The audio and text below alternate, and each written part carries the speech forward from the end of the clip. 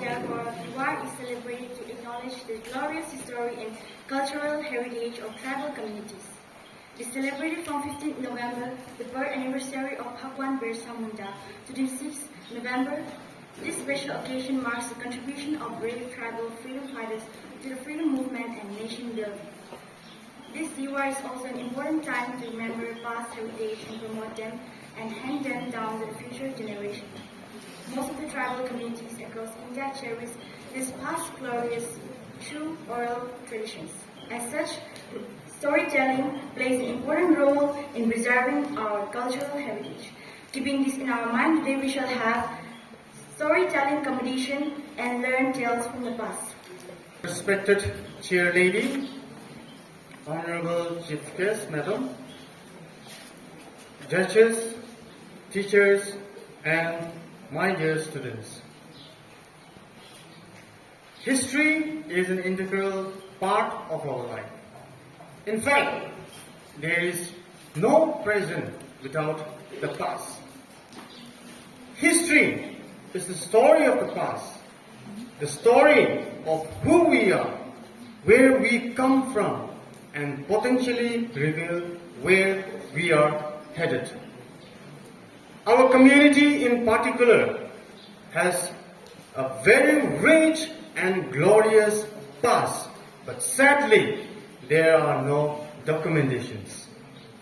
Since time immemorial, our forefathers practiced oral tradition of handing down our cultural values to the next generation. As such, storytelling have played and is playing an important role in treasuring our past history.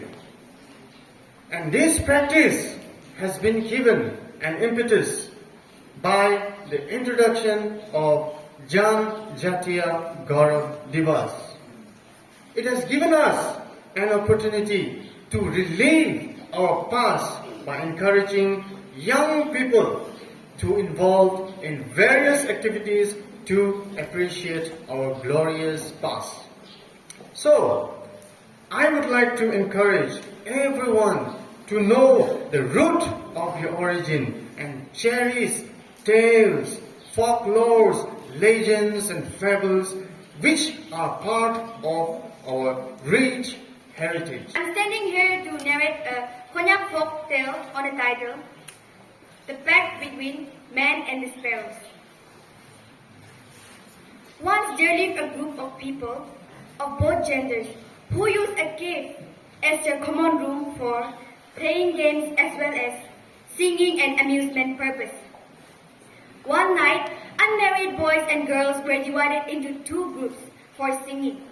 Thus, one party sang the song called Now Love Kan Ding Dong, while the other party sang the song called Love Kan Ding Dong. But, as ill luck would have it, while they were singing and dancing, a big stone appeared and closed the hole. Thus, they were trapped and got so frightened. Fearing that they might die in the cave, they called out their friends who were outside the cave, pleading with them to remove the stone. "Oh, please, remove the stone, we are trapped here." But their friends, who were sitting outside, could not remove the stone. At the last moment, the flock of sparrows by chance came flying overhead. They again requested them, "Oh, please, come and remove this stone. We promise you that if you sparrow do so, you will be allowed to eat paddy and corn in both the new and old fields." Hearing the promise, the sparrow came and rescued them by removing the stone, which they did it by flocking together with great speed and pushing it by their beaks and clawing with their legs. Then the stone fled to the western side of the place called Gowang, which is still lying at Tiyungan village. That is why it is said that even today sparrows eat paddy and corn in our fields even before it is ripened, because they are privileged to do so. Thank you. Honor Supernatural Sculpture. Once upon a time, in Shannu village, there lived a beautiful woman named Pawi. She was the handmaiden of the queen, but she had a bad habit of stealing. She was caught stealing on many occasions. One day, she was caught stealing jewelry from the house of a lord in the king's court. As punishment, she was thrown in a tap river with her hands and feet tied. To everyone's surprise, she emerged on the river bank with her hands and feet tied. Once upon a time, mother and a baby went down for fetching water to the stream.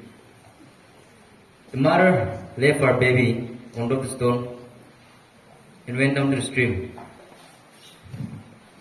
A long time ago, men and animals lived together and could communicate with each other. One day, tiger and man went hunting. They were good friends, but there was an unspoken rivalry between the two. They killed a big wild boar. The man cut a strong branch of a thorny tree to carry the wild boar home.